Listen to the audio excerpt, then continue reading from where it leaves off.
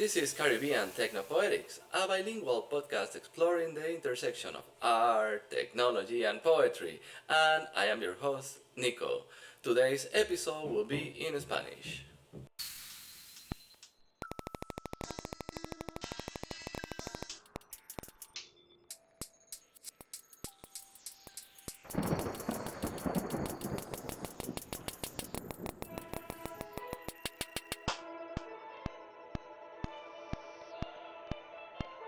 Bienvenidos a Caribbean Technopoetry.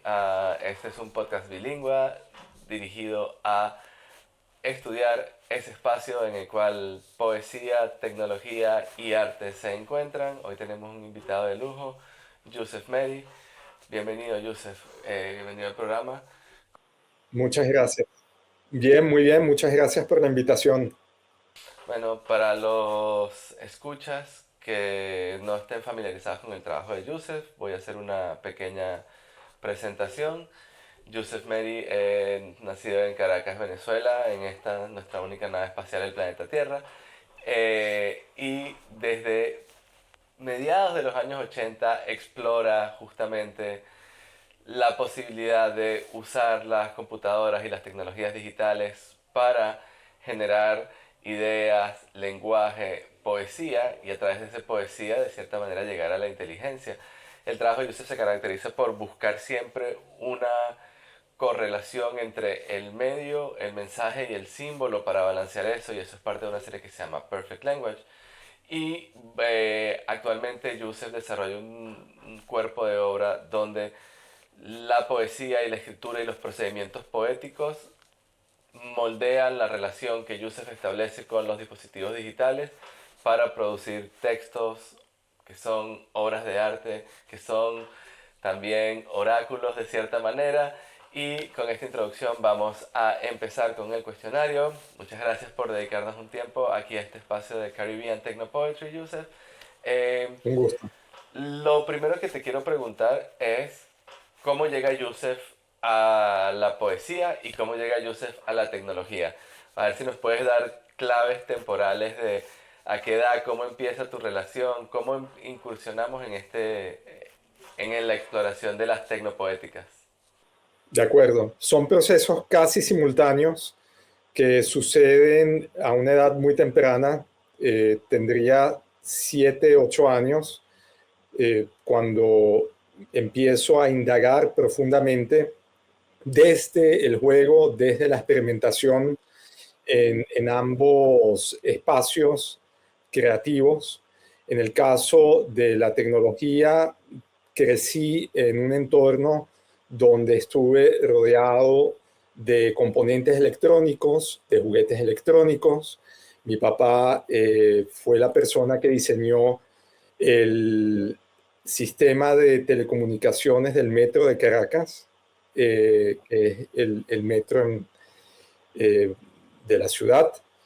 Y tuve la experiencia de estar con él en el centro de operaciones, viéndolo cómo utilizaba los mainframes con cintas magnéticas, cómo utilizaba las tarjetas perforadas, cómo soldaba.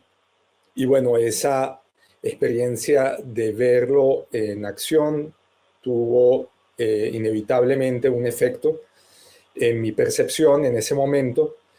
Y a la par de esto tenía el interés de tener una comunicación con las máquinas. Al verlo, de alguna manera pensaba que las máquinas estaban respondiendo al estímulo que estaba introduciendo a ese input. Y me interesó no solamente jugar con las máquinas, sino también tener comunicación con ellas.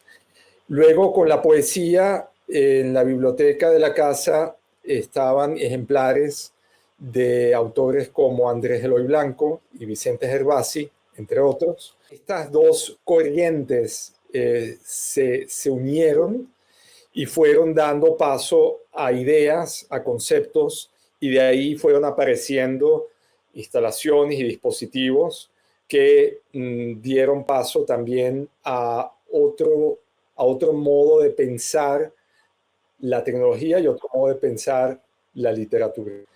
A los 7 años justamente tuve la fortuna de recibir un Atari 2600 como regalo de cumpleaños por parte de un tío.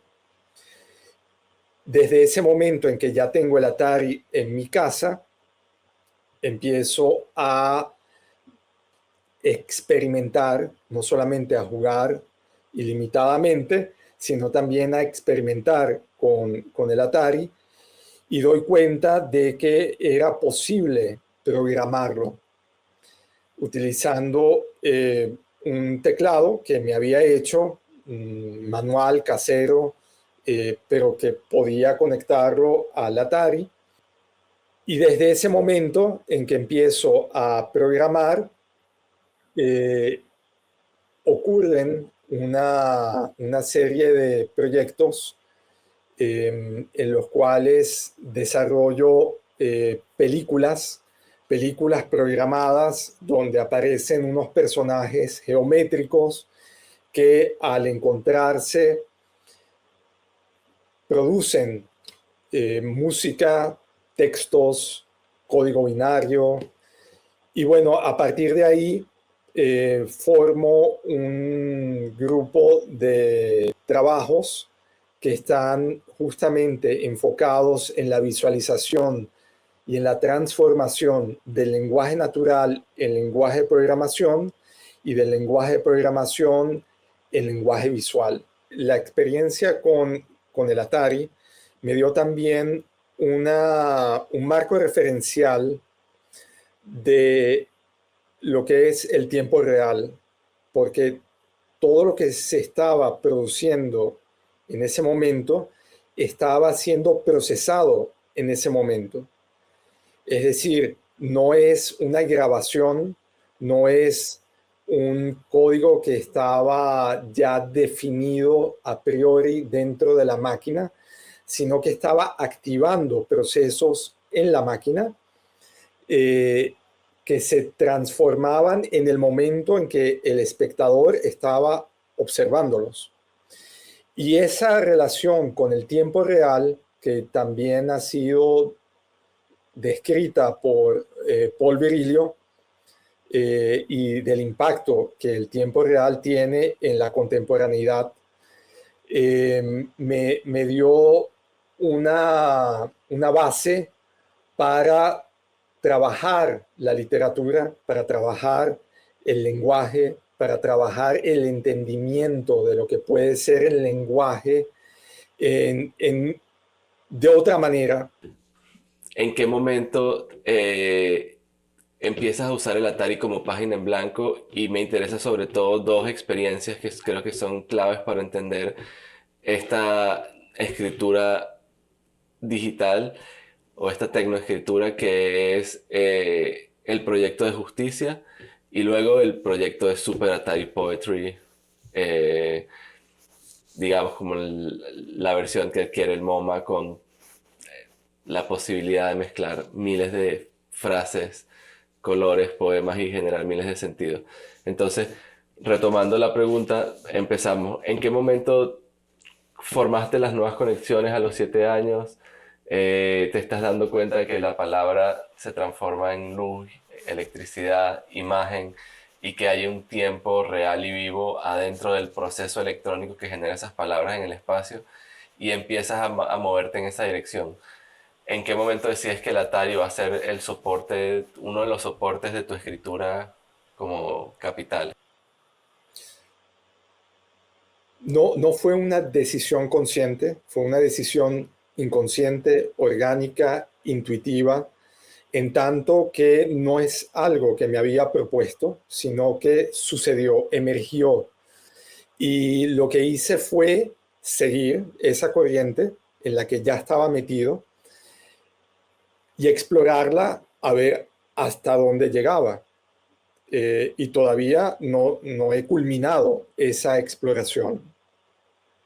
Siento que en ese momento, en el año 85, ya se había aclarado con esas experiencias un camino, y desde ese momento he estado elaborando no solamente inconscientemente, sino también conscientemente, entendiendo con más profundidad los lenguajes que eran necesarios para poder establecer experiencias más complejas, experiencias que pudieran sostenerse a lo largo del tiempo.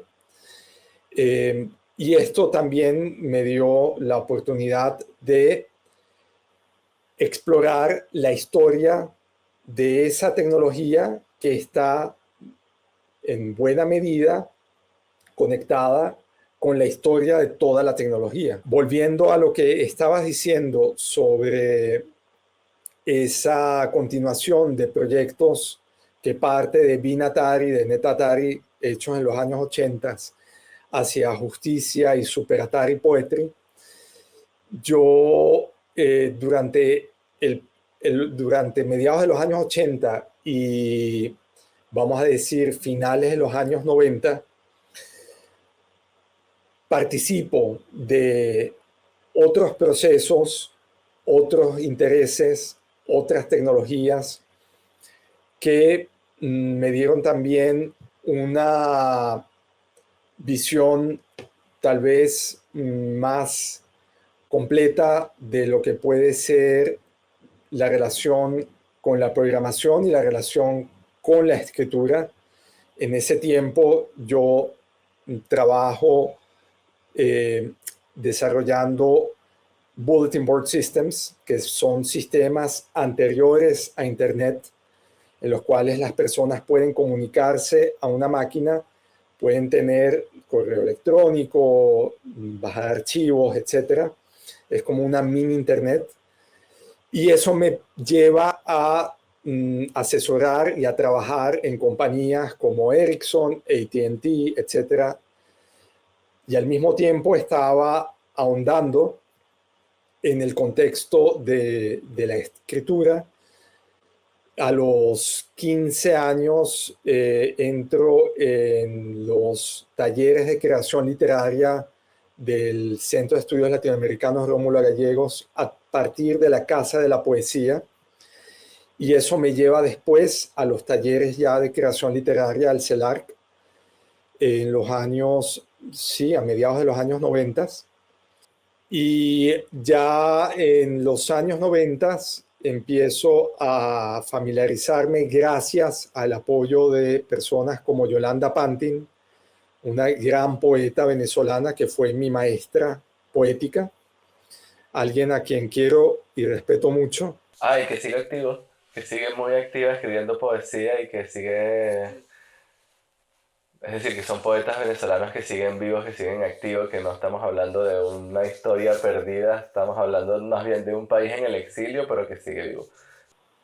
Sí, y bueno, con Yolanda entro en contacto con con un mundo también de poetas vivos que participaron dentro del taller, uno de los talleres, bueno, el primer taller de creación literaria formal en el CELARC, el Centro de Estudios Latinoamericanos Rómulo Gallegos.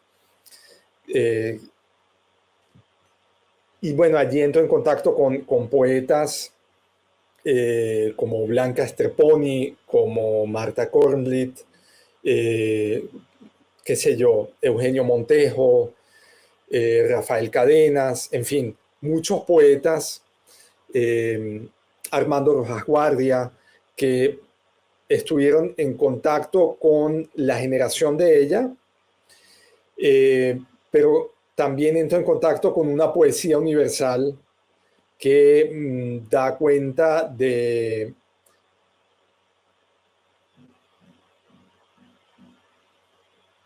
otra realidad que de alguna manera sentía afín, sentía muy presente, porque en la poesía venezolana se sostuvo esa comunicación con la poesía de otros espacios, de otros sitios.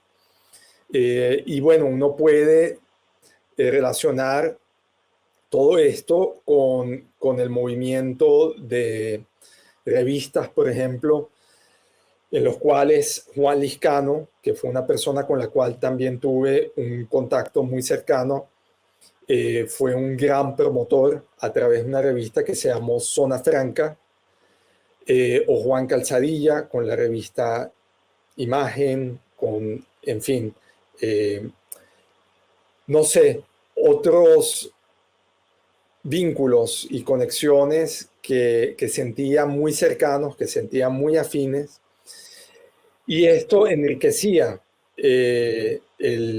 no solamente el acto de escritura y de lectura, que para ser un escritor hay que ser un muy buen lector, sino que también daba cuenta de geografías, de latitudes que fui integrando en mi hacer y que bueno, fueron llevándome paulatinamente a poetas más experimentales con los cuales me sentía eh, cercano, con una historia de la literatura que me resultó muy interesante, que tenía que ver con una escritura no lineal y que de alguna manera también dio pauta a una producción artística, no solamente personal, sino universal, en la cual el acto de creación no está direccionado de una forma rígida, sino fluida.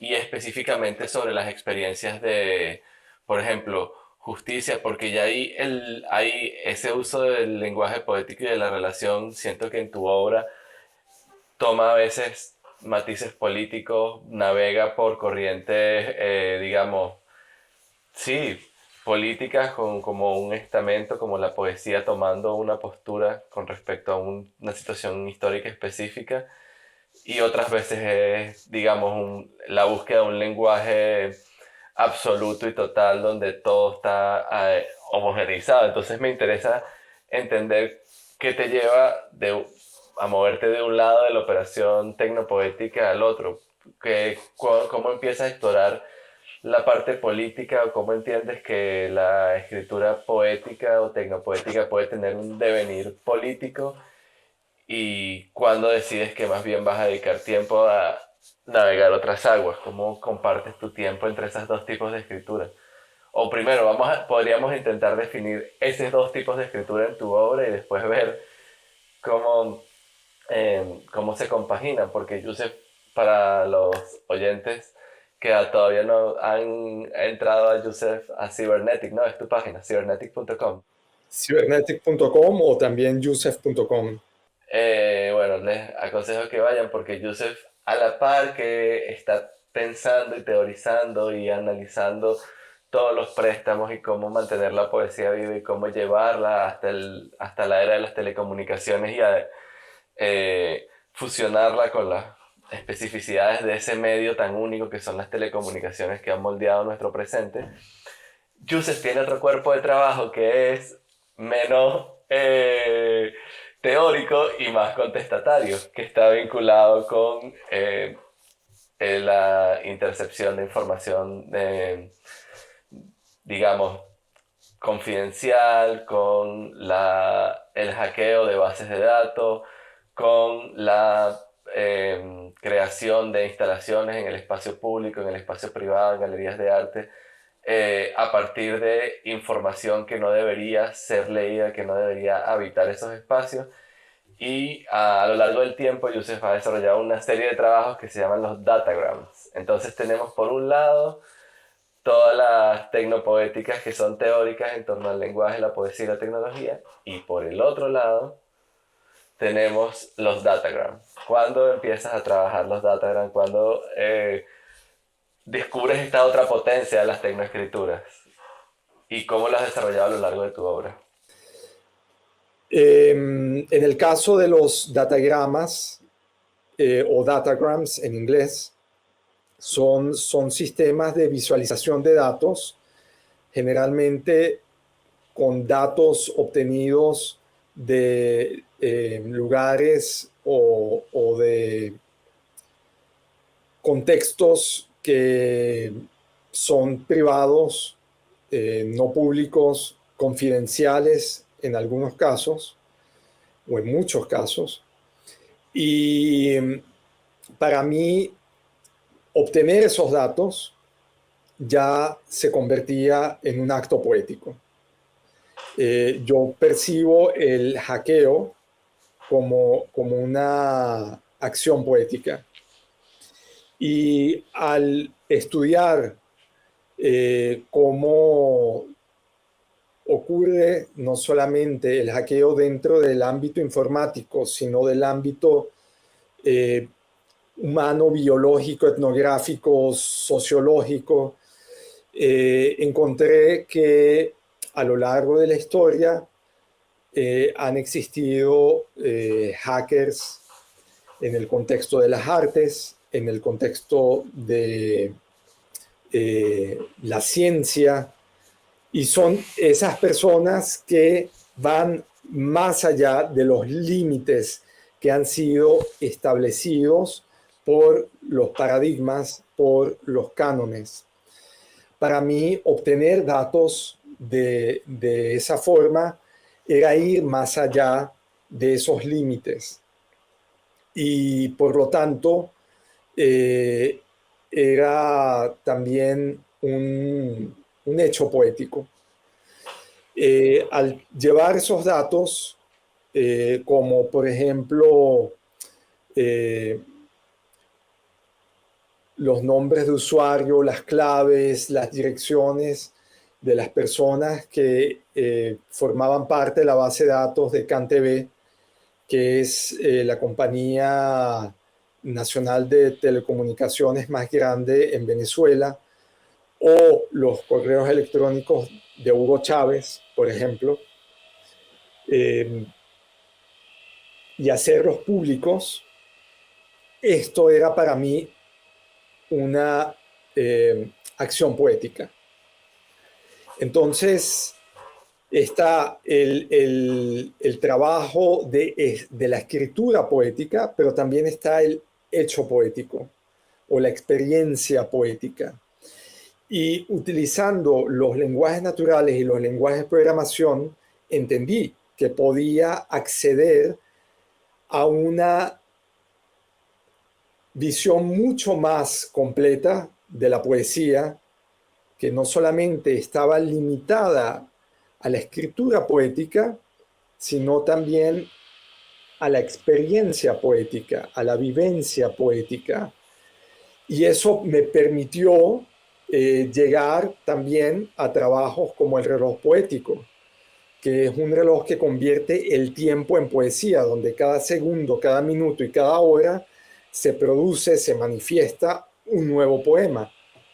Y eso no solamente ameritó un acto de escritura poética, sino también fue la activación de una experiencia poética. Y de ahí podemos llegar a trabajos como Justicia, donde está la palabra justicia mostrada en 19 televisores, donde cada televisor representa a una de las personas fallecidas el 11 de abril de 2002, momento en que Chávez da la orden de disparar a los manifestantes, los millones de manifestantes que ese día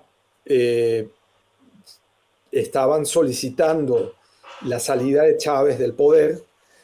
Bueno, lo lograron porque Chávez sale ese 11 de abril del poder. Sí, ese 11 de abril Chávez, pues la cúpula militar, que es al final la que tiene el control del país y probablemente de todos los países, le da la orden de dejar esa posición. Y bueno, eso también nos da una visión de cómo, de esa arquitectura del poder, ¿no? porque uno cree desde los sistemas democráticos que los civiles son los que definen los procesos de un país, pero en realidad hay una estructura militar que es la que decide, a fin de cuentas, quién está y quién no está. Y eso en ese momento nos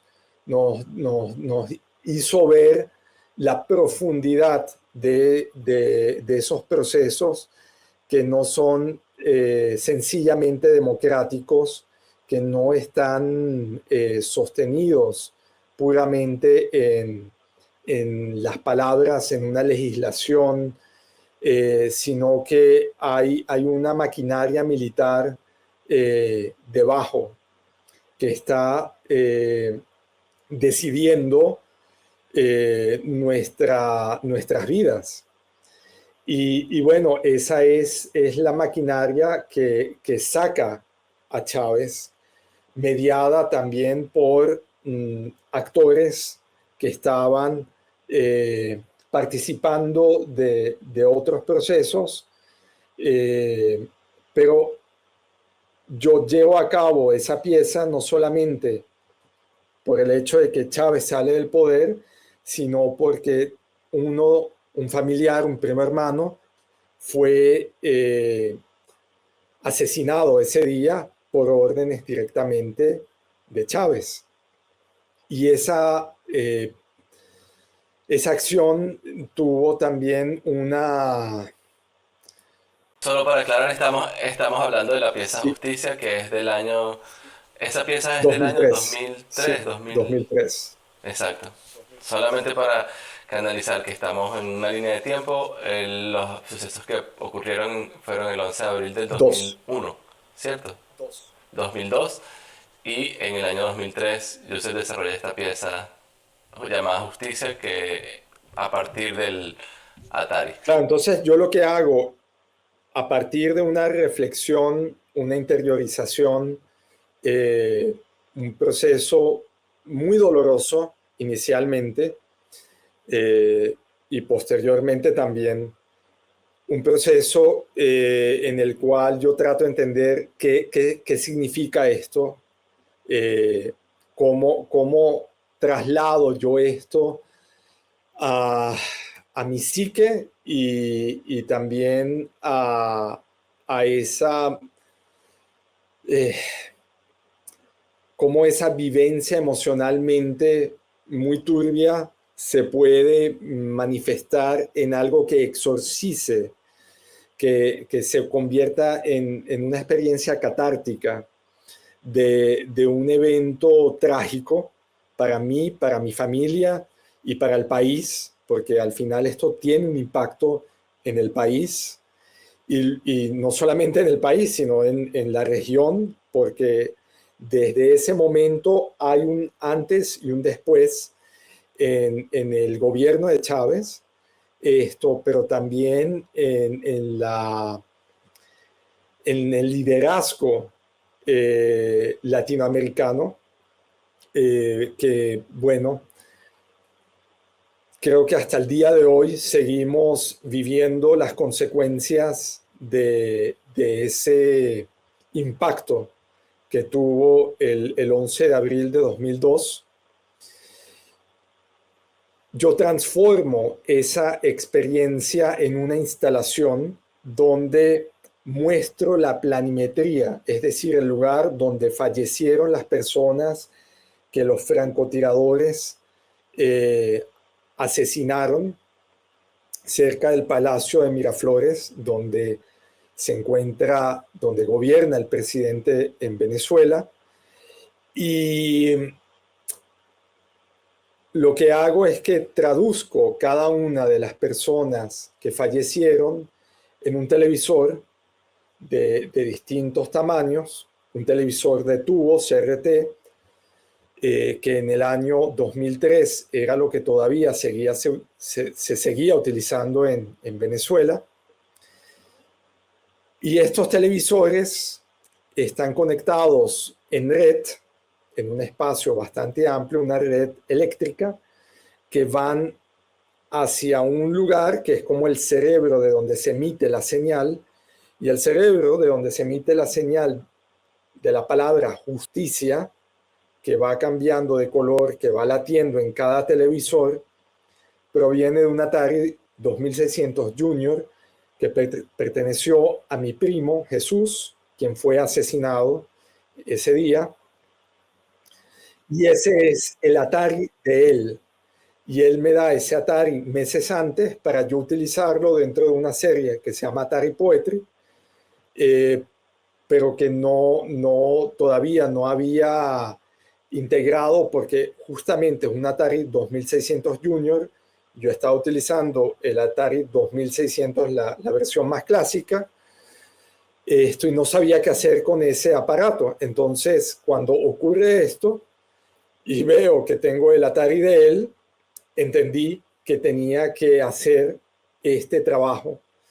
Es decir, el trabajo Justicia, el proyecto Justicia, no solamente es un homenaje a Jesús y a los caídos, a las personas fallecidas ese día, sino que cobra también un matiz universal, porque la palabra justicia y el clamor de la justicia es universal, es atemporal y se aplica a cualquier contexto donde el poder justamente eh, entra en desbalance, donde hay un exceso de poder. Y en este caso, bueno, fue la petición de Chávez de que esos francotiradores dispararan a mansalva a los más de 2 millones de manifestantes ese día. No, y yo creo que para añadirle otra capa es la planimetría se transforma también en una visualización de datos. Entonces la obra justicia tiene una capa, una patina superior que es una visualización de datos. No, entonces eso le añade también un valor documental que siento que es muy interesante también, por ejemplo, en Maximum Security, ¿verdad? Que fue el hackeo del correo de Chávez, que creo que también es otro punto, digamos, muy interesante a trabajar, que durante cuántos años estuviste interceptando las comunicaciones que Chávez tenía en su correo electrónico, durante cuántos años, 6 años. Y has presentado esa instalación, es decir, haciendo una línea de tiempo de las instalaciones sobre las dinámicas y los flujos del poder. Podríamos empezar con la CanTV, con una instalación un poco menos política, porque era nada más, o bueno, es política, pero no en el sentido de con un activismo dirigido hacia una persona, hacia una institución o hacia un partido político en específico, sino... Bueno, en el caso de CanTV, CanTV es una institución. Y lo interesante es que CanTV, en el momento en que Chávez asume la presidencia de Venezuela en enero de 1999, si mal no recuerdo, CanTV era una empresa privada de telecomunicaciones. Es decir, originalmente es privada, después se hace pública, después se hace privada y después él nacionaliza CanTV. O sea, cuando Chávez entra en el poder, uno de sus proyectos es nacionalizar CanTV. Claro, en el momento en que él nacionaliza CanTV, pasa algo muy interesante, y es que las comunicaciones empiezan a ser interceptadas por el gobierno. Entonces, de hecho, hay informes sobre eso que estaba haciendo el gobierno, interceptando las comunicaciones, y bueno, hasta el día de hoy eso sigue pasando a nivel electrónico, a nivel analógico. La promesa es, vamos a darle internet a todos, pero debajo de eso era tener control y, y, y hacer un seguimiento. Y bueno, hemos visto a lo largo de los últimos, por lo menos 25 años, cómo han utilizado esto para el beneficio exclusivo del sostenimiento del poder en Venezuela, incluso en cuanto, no solamente para llevar a cabo para establecer un ejercicio de seguimiento, de persecución, sino también hay que entender que las elecciones en Venezuela y la transmisión de datos sucede dentro de esa plataforma. Claro, es el medio, es la superficie, es la página donde todo pasa, es la página donde todo se escribe. Sí, y bueno, yo creo que desde el inicio ya tenían claro de que había que tomar esto a la par del Congreso y de esa forma iban a tener centralizado el poder. Entonces, el hackeo o la interceptación de esos datos de CanTV en alguna manera ya estaba contextualizada dentro de un ámbito político paralelamente sucede lo de Chávez, ¿no? Es decir, empieza también la interceptación de datos del correo electrónico de Chávez. Claro que, digamos, le podríamos llamar una suerte de relación asimétrica con la tecnología, ¿no? Tienes un gobierno que tiene realmente todo el poder para controlarlo y tienes un individuo que de cierta manera con conocimiento técnico hace una suerte de intromisión asimétrica y controla información, digamos, personal, sensible de pues, un narcodictador como fue Hugo Chávez, ¿verdad? Y la otra parte interesante es que eso lo representas en el espacio público.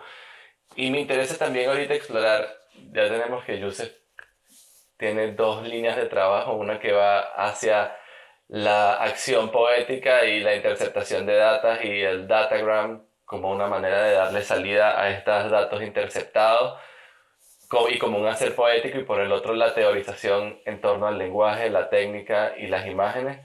Pero hay una tercera fase de Yusef que es quizás la menos conocida, pero una que me parece importante, que es Yusef como docente.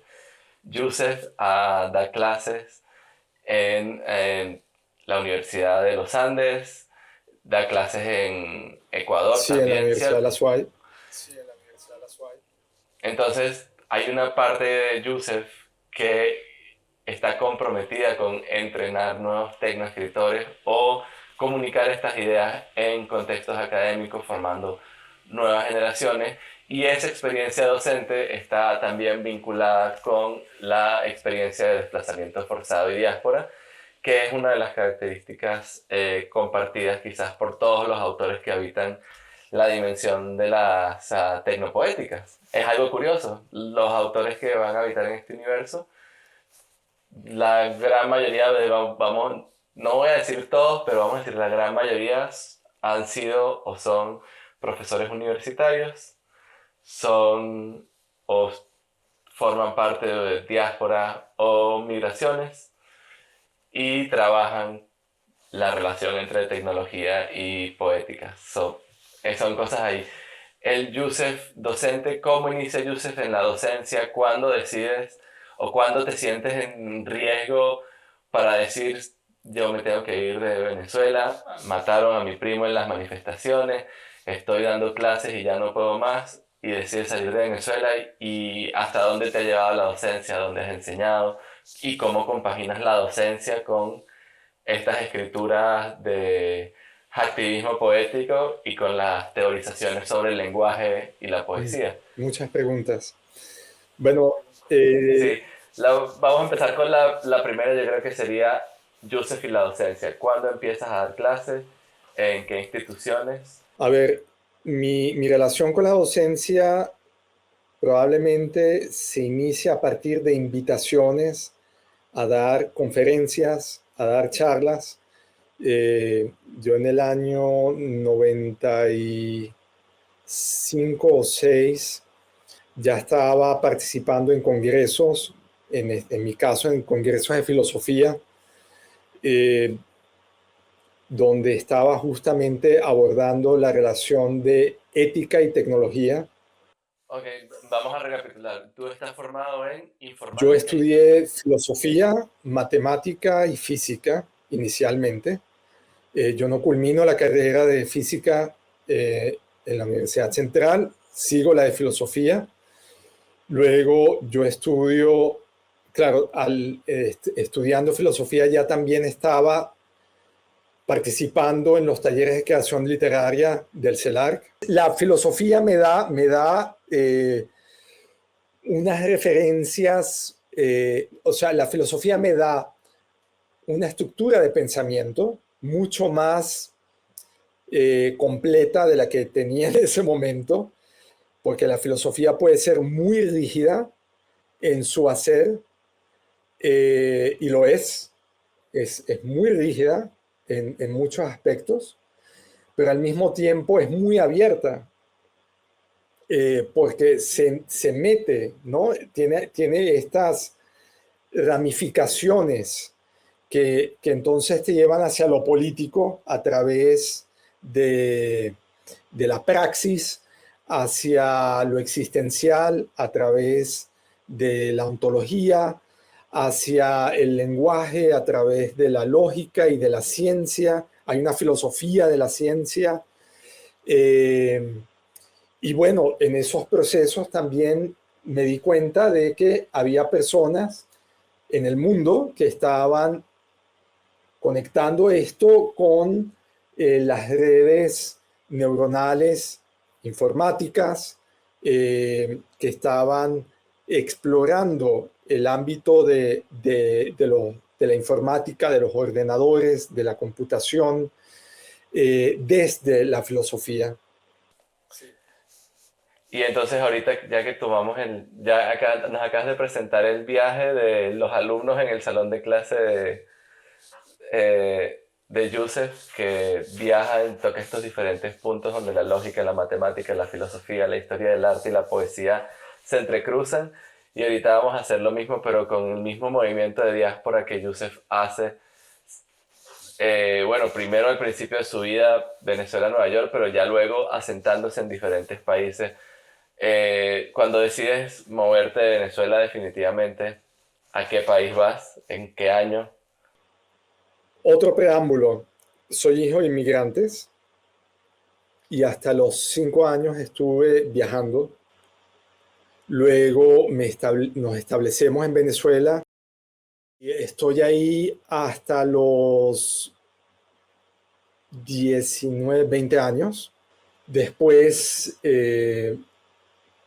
me caso, me voy a Nueva York, eh, volvemos a Venezuela, me parece que en el año 2004, con la intención de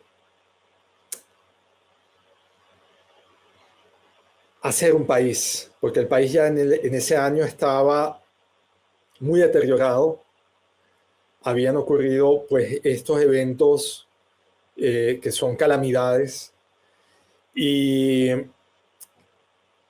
la Venezuela que yo viví como adolescente, eh, pues ya estaba desvaneciéndose. Las instituciones, los museos, pues ya habían sido secuestrados por el gobierno. Y en esa vuelta llegamos primeramente a Caracas, donde establezco una fundación que se llama Canal, una fundación se llamó Canal Proyecto de Producción Cultural, donde pongo en práctica justamente toda esta manera de interrelacionar la cultura. eh, y bueno, mi pareja Débora eh, a, asume toda la parte psicológica, terapéutica de esa correlación. Y bueno, no solamente está dedicada a la poesía, a la literatura, al arte, sino también a la danza. Ahí participa Sonia Sanoja. Esto participan pues muchas personas del quehacer cultural. de distintas áreas, psicólogos, filósofos, cabalistas, que dieron talleres de cábala, de psicoanálisis, grafiteros, se abordó el tema del graffiti, en fin, era un espacio muy activo que funcionaba los 7 días de la semana. Nosotros no descansábamos, no nos dábamos tregua. Y en ese contexto, un joven que en ese momento estaba dedicado a la informática, que se llama Elías Crespin, tiene su primera exhibición individual. El espacio, de hecho, lo definimos para hacer, lo diseñamos para hacer la primera exposición de Elías. Y bueno, ese de alguna manera fue su punto de partida dentro de lo que ahora conocemos, ¿no? Ya después de un año de trabajo intenso en ese lugar, encuentro que había una crisis muchísimo más profunda, insalvable, y de ahí nos vamos a Mérida. En realidad nos vamos a Francia, a París, donde estábamos casi un año.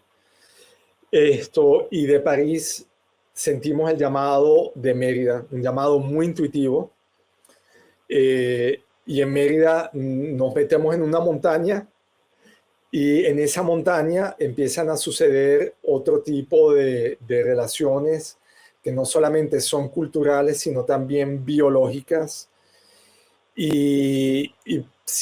Bueno, pasaron una cantidad de eventos personales y culturales que me dieron la oportunidad de no solamente relacionarme con la Universidad de los Andes, sino también con la ciudad, y luego últimamente con el país, porque desde ahí se define o defino la Bienal Internacional de Arte Contemporáneo.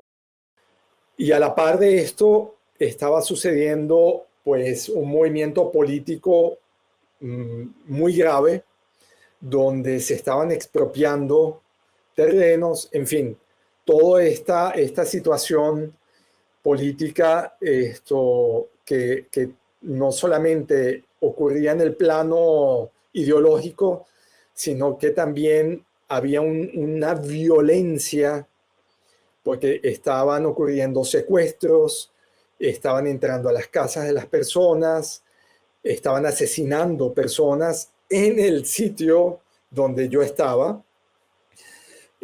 Fue determinante para decir, nos tenemos que ir.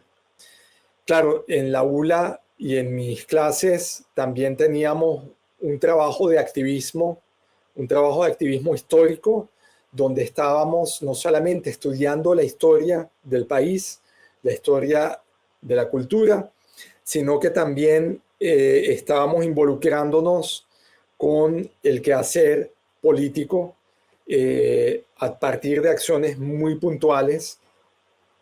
Era una manera de darle consecución, de darle seguimiento, de extender la historia. Y para mí la academia me daba esa oportunidad, me daba la oportunidad no solamente de dialogar y de compartir, porque yo no sentía no me sentía un pedagogo o no tenía las ínfulas de académico, ni pienso que podría tenerlas, sino que también me daba la oportunidad de activar esa historia. Bien sea en Mérida, Venezuela, o en Cuenca, Ecuador, o en Miami, o en Nueva York, o en cualquier otro lugar del mundo. Entonces, de cierta manera ya tú desarrollas eso y decides finalmente. Estamos hablando de que es a Venezuela en qué año, alrededor de 2011, 2010, ¿no? Formalmente en el inicios del año 2011, sí. Ok, claro, y a partir de ahí, pues sigues la carrera en Cuenca, luego te mueves a Estados Unidos, ¿verdad? Bueno, sí, claro, yo paso temporadas en otros lugares, primero estoy en Guatemala antes de ir a Ecuador. Estoy un año en Guatemala. Que fue interesante porque entraste en contacto con los glifos mayas, ¿no? Y con primeros sistemas pictográficos de Claro, escritura. yo voy queriendo entender la cultura, el lenguaje maya, y luego me doy cuenta que no hay un lenguaje maya, sino que hay un conjunto de lenguas mayenses. Y eso me da también la oportunidad de ahondar en, en esa región de América y en esa historia de América que es fundamental, que es fundacional dentro de la constitución de una cultura no occidental, no colonial, que sí es, bueno, de ahí venimos.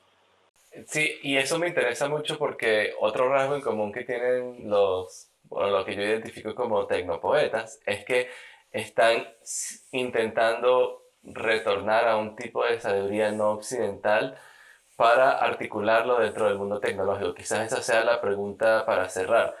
Eh, ¿Qué elementos, qué conocimiento has encontrado tú en las culturas prehispánicas, precolonización, y cómo lo has articulado en tu propio trabajo de tecnología y por qué crees que sea importante pensar la tecnología desde ese punto? Es otra cosmogonía. Ya partiendo desde allí, el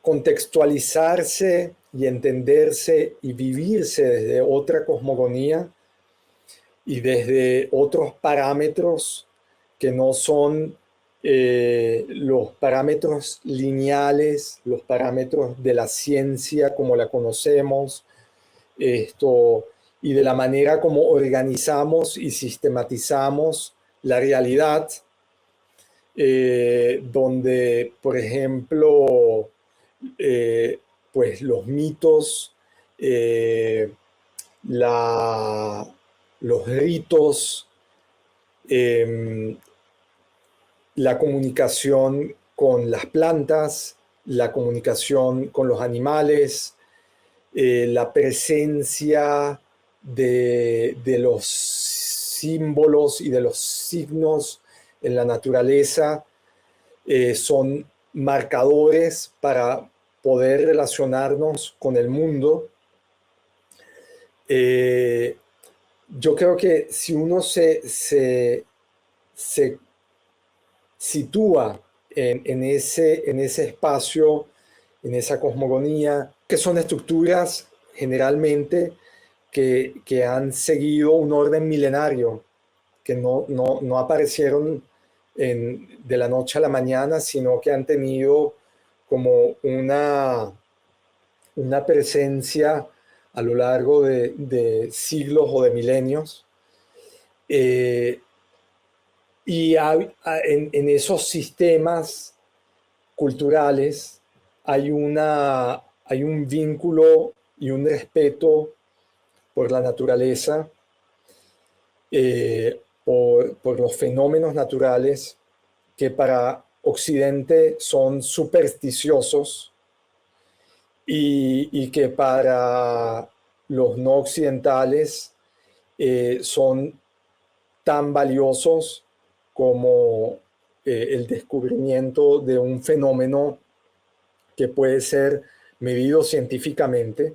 Estando en esas montañas, ese contacto con la bóveda celeste, con los procesos naturales, eh, vivirse en la tierra, para mí es una de las experiencias más ricas que puede tener un ser humano y que debería tener cualquier ser humano, sea quien sea, para de verdad establecer esa conexión con la tierra, para darle el respeto a la tierra y para para celebrarla desde la fascinación, porque es fascinante lo que uno presencia y experimenta estando ahí.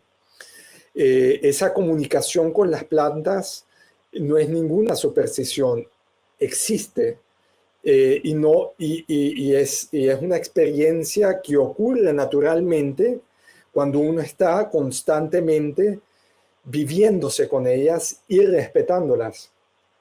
Y eso fue lo que me llevó a ser vegetariano y luego vegano. La conexión con las vacas, ¿no? La presencia de las vacas y de verlas, esto que luego se manifestó a través de la compasión. Y lo mismo me sucedió con los insectos, lo mismo me sucedió con otros seres, porque hay un valor por la vida que va más allá de mi vida y de la vida humana. Y yo creo que Occidente está muy centrado en el hombre, en el ser humano, al punto de que se, nos olvidamos de que un mosquito o un zorro, o una pantera, o qué sé yo, cualquier otra forma orgánica de vida es tan valiosa como la nuestra. Y si lo queremos teologizar, podemos decir que cualquier otro ser viviente tiene alma y que esa alma es igual a nuestra alma. De la misma manera como los datos, ¿no?, se reducen a bits, pues todos los bits son iguales.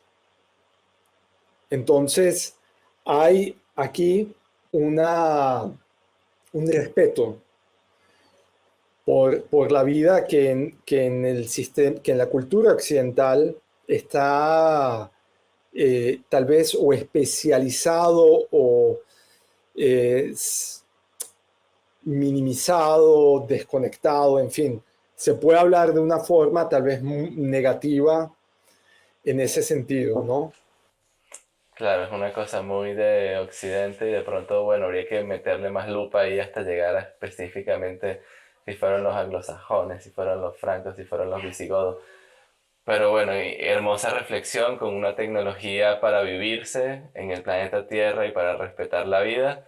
Cerramos esta conversatorio. Muchísimas gracias, Joseph, por estas conversaciones y por estos conocimientos que has compartido con nosotros. La verdad es que yo quedo muy contento y me gusta mucho la idea de pensar una tecnología que usando procedimientos poéticos sea utilizada y manipulada para vivirse conectado con la tierra y para respetar la vida, ¿no? Yo creo que eso es un reto importante que la tecnología y más ahora con el AI va a enfrentar y sobre todo nosotros los operadores de la tecnología vamos a tener que elegir realmente una trinchera y saber desde dónde y cómo ejercemos nuestra tecnocracia, ¿no? Si vamos a ser dóciles y vamos a pensar que la interfaz es el principio y el fin y quedar en la caverna, o si vamos a enfrentarnos a la luz y de pronto nos enceguezca, pero nos acostumbraremos.